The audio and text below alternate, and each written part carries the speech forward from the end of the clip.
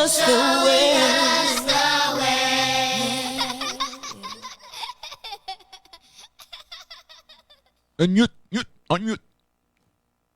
Unmute yourself, Kim. Unmute yourself. You missed my great good morning. Good morning, and happy Saturday. We are back. We are back with our spring series. I am Kimberly Holmes Ross with Evanston Cradle to Career, where we work with over 40 partner agencies for a more equitable and fair Evanston. So we've been gone for a while, but we are so happy to be back here on Radio La Difference, our community radio station. And we are here for this series. We're going to change it up a bit. I know you're looking where the advocates at. The advocates are out they're going to be doing several campaigns, but right now they're doing a vaccine equity campaign. So you'll see them out and about spreading good information and resources as usual. And speaking of the advocates, I want to take a moment and congratulate the president of the Advocates for Action, Marquise Weatherspoon, for running a magnificent campaign. Magnificent. So we're waiting and we are optimistic, but congratulations, Marquise. But back to today. Today, we have Nehanda Julot with us from Wealth I Am. She is one of our community building grantees. So you say, okay, Ms. Kim, what is a community building grantee? Well, we have the Advocates for Action establish community building grants for individuals to fund projects and programs to strengthen and uplift their communities. So not 501(c)(3)s, not big businesses, but just individuals who wanted to make a difference in the community. So we're going to be bringing and featuring and spotlighting those grantees all spring long. So first up, we have Nehanda with Wealth I Am. She's going to be talking about financial wellness, financial health, because sometimes our finances need a checkup. So she's going to be here with us for the next couple of weeks. If you have any questions, please drop them in the comments and we'll get to you. I'm going to turn it over to you.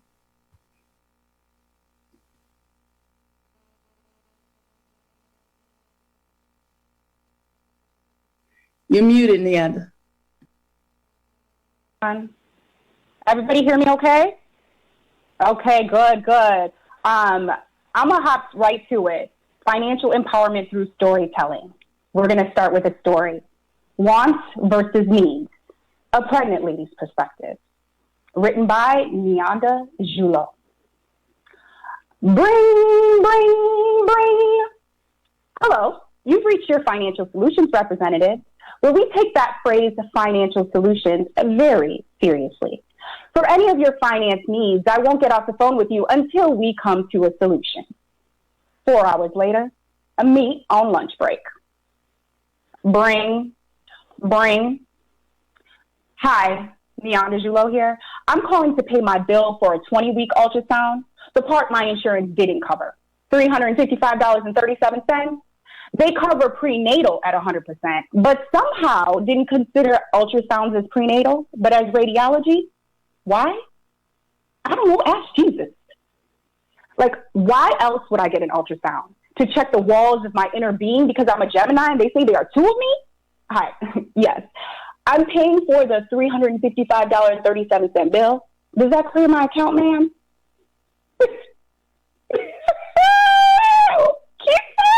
What? I have a what? A $931.89 bill after this one for the same ultrasound. What are you all doing? This is not right. I can't. I would have never done it. But they told me that it was something I needed. Was it really? Or was it so you can get another $1,287 from every other nervous about to be first-time mother? How is this okay? My insurance said it would be $500 out of pocket. Who was the person I spoke to? I don't remember his name. My people, I'm creating a human. Can you tell? I always knew kids would be expensive, but no one told me the specifics or all the things I needed to get, most of which I can't pronounce. Collace, cost to be determined. Blood work, CBC with differentiatal glucose antibody, can't even pronounce the medical terms, cost to be determined. RhoGAM shot, cost to be determined. High risk ultrasound, because I'm in my 30s, even though I told them I look and feel 23, that cost, ladies and gentlemen, I know very well. Total retail value not covered by my insurance, $1,287.26, which includes my original bill of $355.37 and another bill of $931.89, which was the cost they paid someone to interpret my ultrasound. Head, shoulders, knees and toes, knees and toes. Head, shoulders, knees and toes, knees and toes. People, someone to interpret head, shoulders, knees and toes, $1,287.26. I had cramps. They said it might be serious. It wasn't. Total hospital bill for that one, $576.91.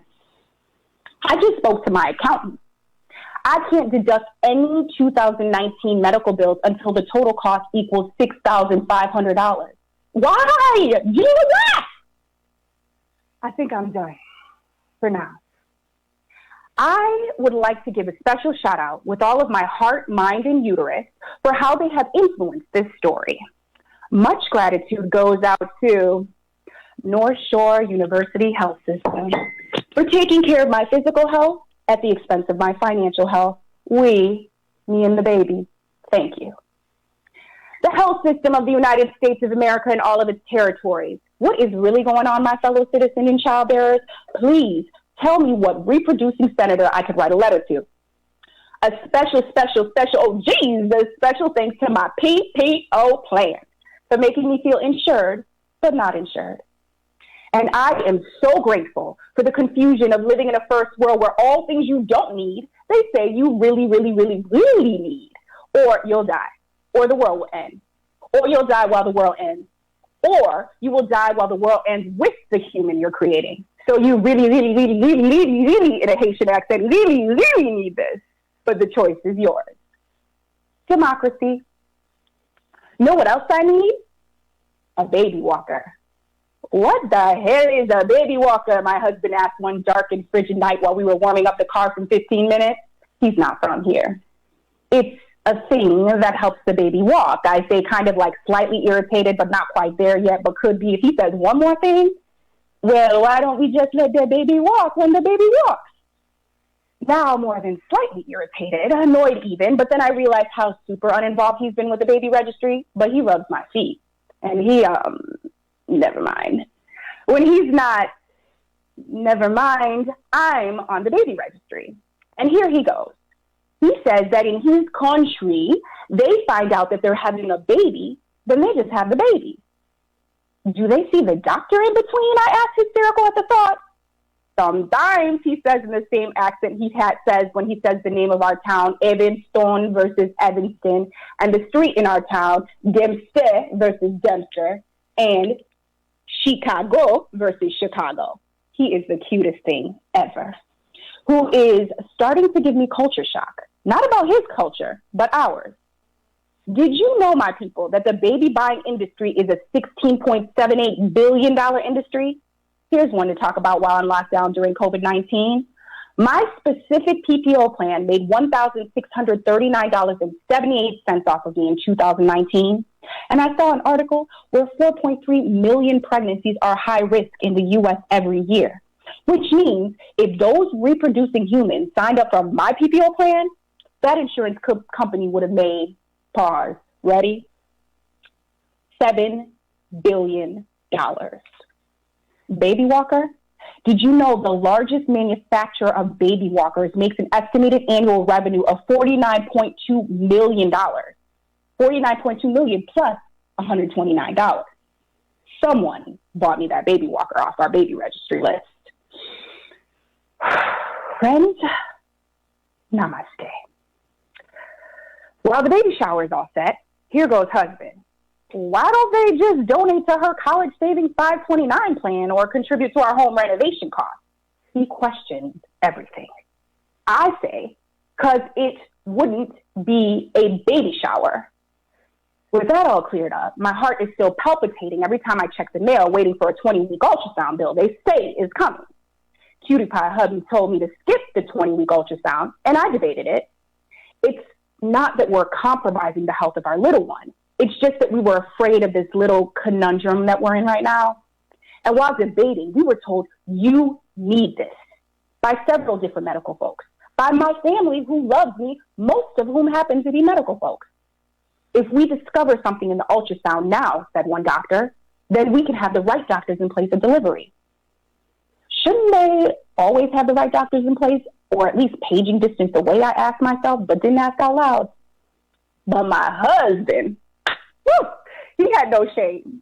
He announced to the entire room of medical practitioners, I ate peanut butter and protein powder all the way leading up to conception. Our son will be fine. Daughter, son, we'll see, says he. So I've learned. Next time I'm told I need something, I'm going to turn to my husband, and if he doesn't know what it is, can't pronounce it, or if he looks at me with one look of, America, America, God shed his light on me, flash me, I will stop, think, and ask, is this something I want? Is this something they want me to want? Or is this something I really, really, really, really need? And you too. I want you to pause and think with me. Before your next expense, investment, think of us. They say wisdom comes with pause before action.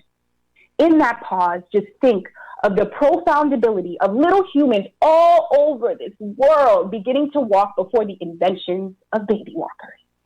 In some parts of the world, babies are still walking, no, running, no, hopscotching without the use of manufactured assistance. Go back in time and take your mind to another part of the world and simply ask yourself, who taught me to believe I need this? With no American influence, no brainwashing whatsoever, if my mind was completely clear, truly free, open, and I was a non-PPO card-carrying citizen of another world, would I want this? If not, who wants me to want this? Once those questions are answered, truly answered, walk away. No, bounce, skip, hopscotch away, knowing that the decision of how you plan to spend your money for you and or the human you're creating was entirely your choice. My pregnant money problems so far have been me spending freely, but without freedom. Ow! This little girl is kicking. Let's go. Yes, that's my jam. Who runs the world, girls? Who runs the world? Somebody saying, who runs the world? Girls, we are having a girl. Yes, I said girl. And done.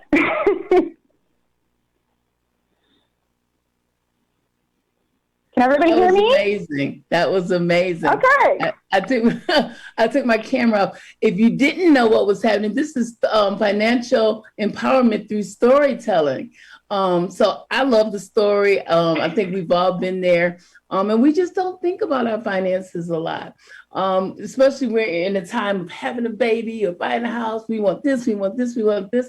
But do we need it? Do we need it? So thank you.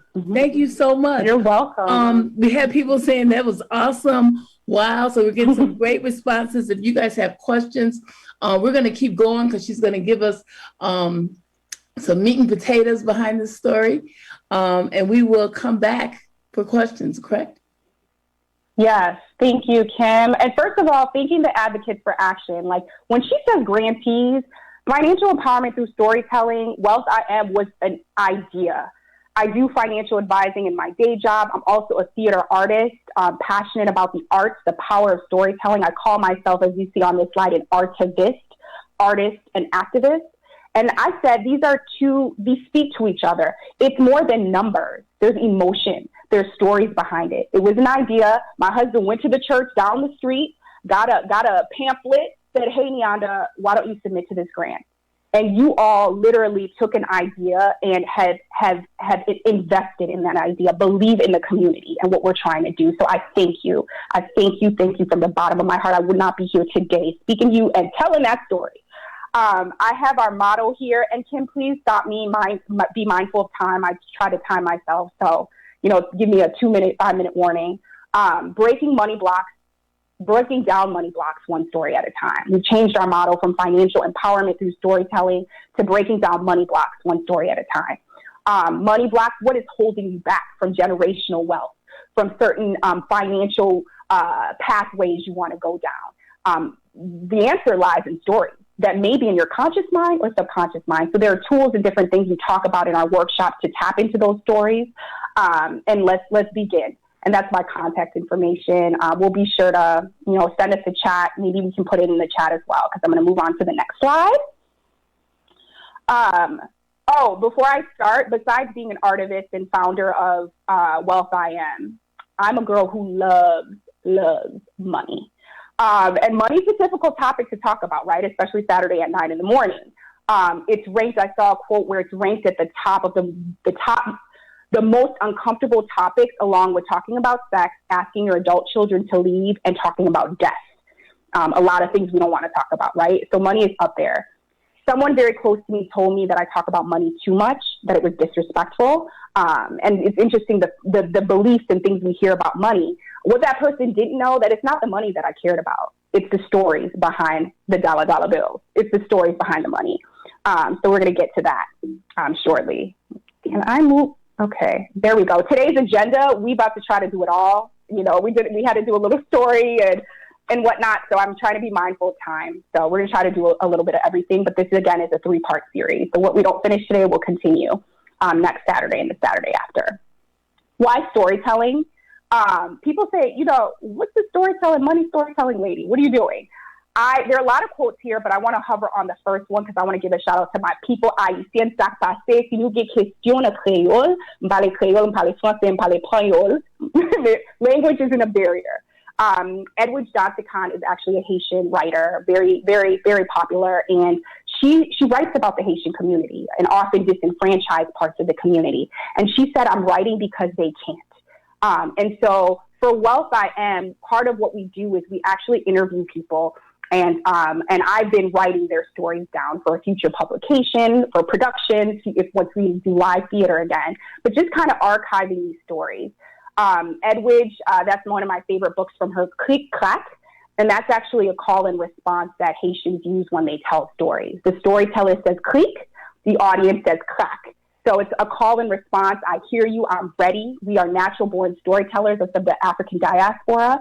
So that's at the heart of what Wealth I Am does. Let me just caveat, if you came for investment advice, how do you stocks, bonds, all that, not doing it, that's not what this business is about. The heart of it all is storytelling. That's the medium, that's the platform that we build from, okay? And I say that because someone can drop a $100,000 check in front of you, but if you have blocks, things holding you back about money, stories you haven't tapped into, you're not going to know what to do with it. So that's why we focus on the stories. Hover here because people say, why are you writing these stories? Why are you capturing it? I just have this quote on me, this old person's hand. Every time an old person dies, it says it's a library burned down.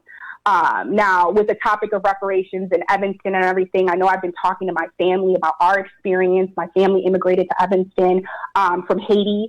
I'm trying to understand how my grandmother bought her house and just different things. And it's difficult trying to get pieces of these stories because my grandmother's not here, because we didn't really talk about money. She was investing in real estate at the time. We didn't call it that, but I'm trying to collect and it's hard. So really, really the focus is interviewing and writing down and capturing these stories. Okay. So we're going to get into the tools of Wealth I Am. This is the foundation of what we do. We all have what's called a money script.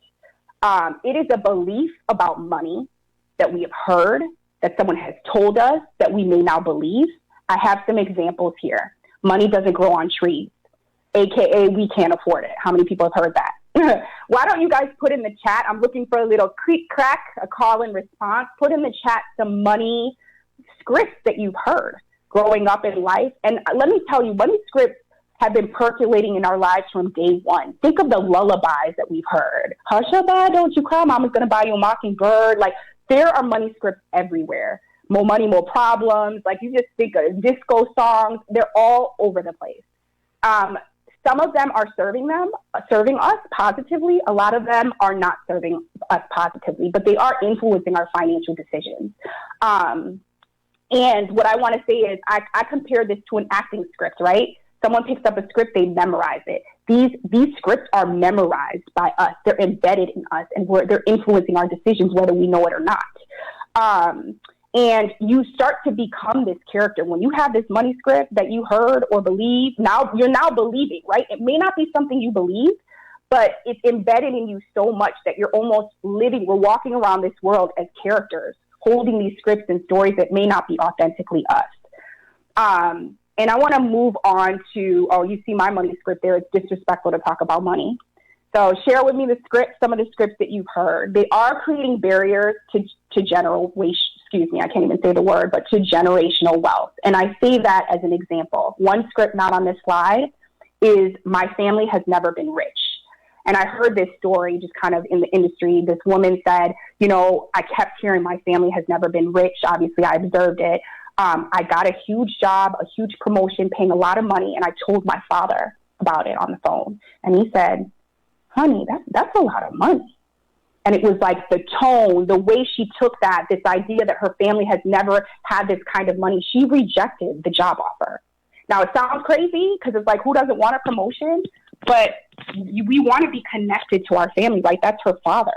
That's a relationship that she has, and she doesn't want him to look at her in a different way, so she rejected that job offer. That's how deep this is.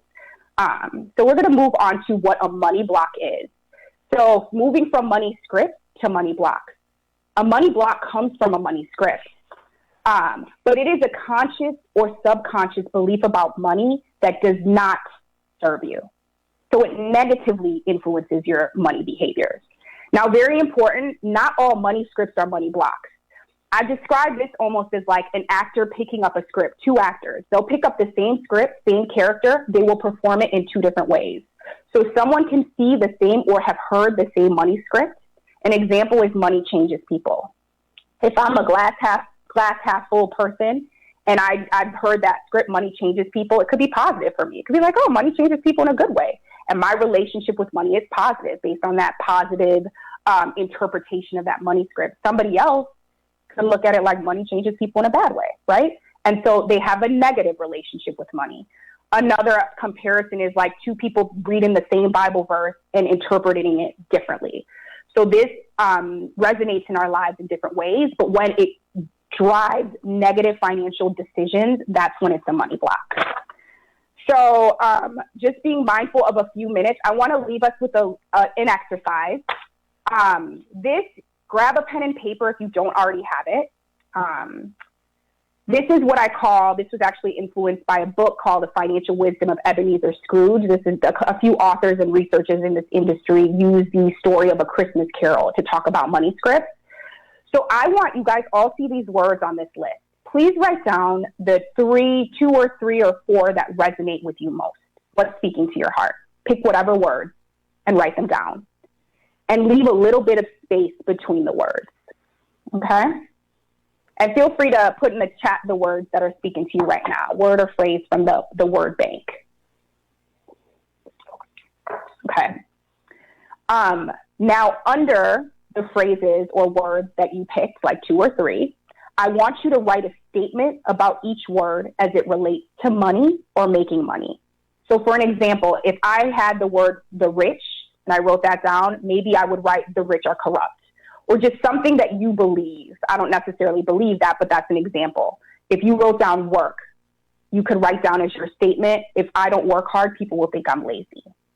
What's the statement, the first thing that comes to mind related to the phrase that you wrote down? Don't try to think too hard. This is theater. This is improvisation. Whatever comes up first, that's what I want you to write down. That's often what's speaking to you the most. So write your statements as quickly as possible. And it's something you believe, okay?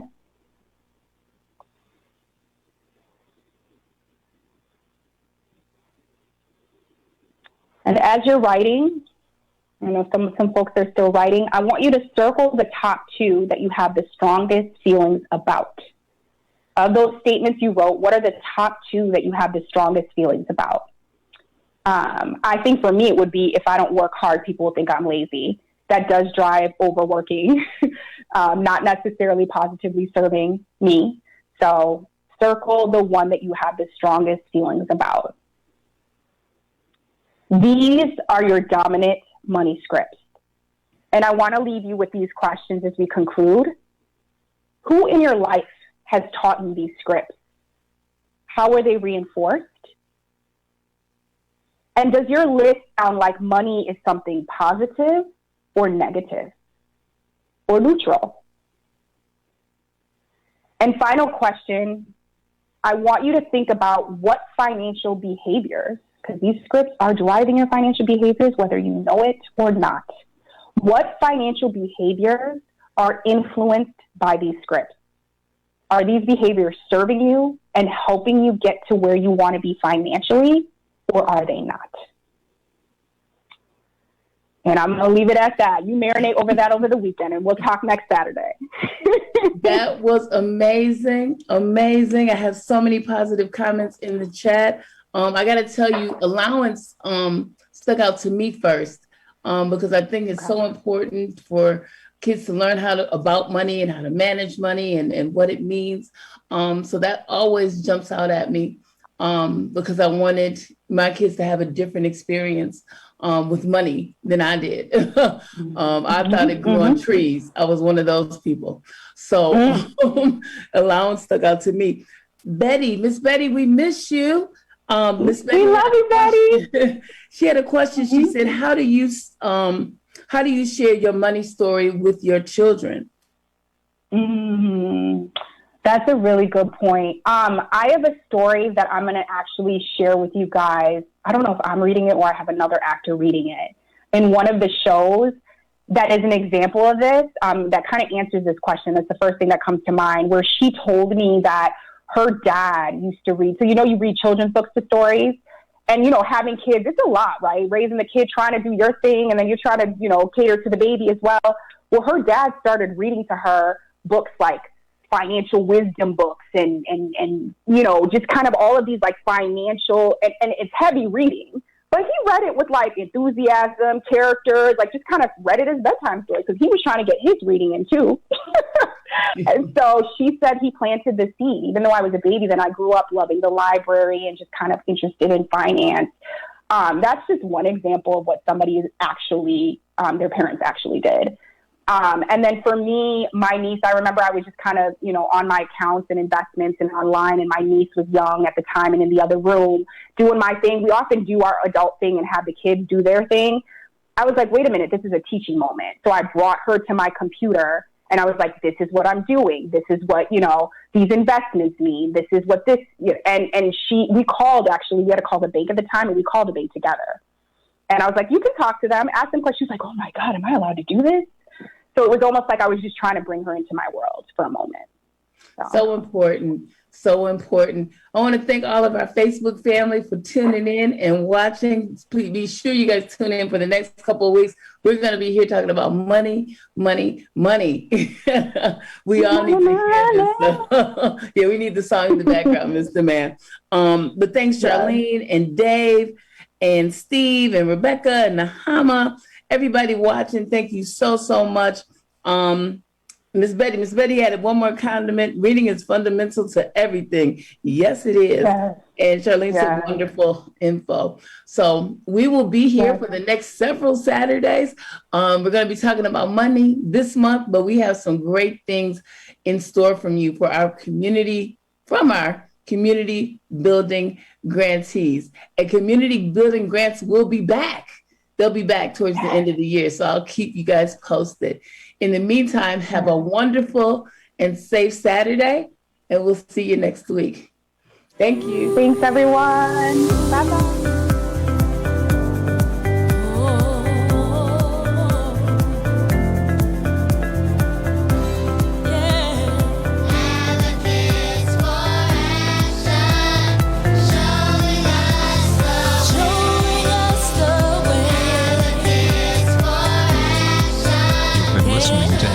Cradle to Career Advocates for Action on Radio La Difference. Please tune in next Saturday at 10 a.m. for another show.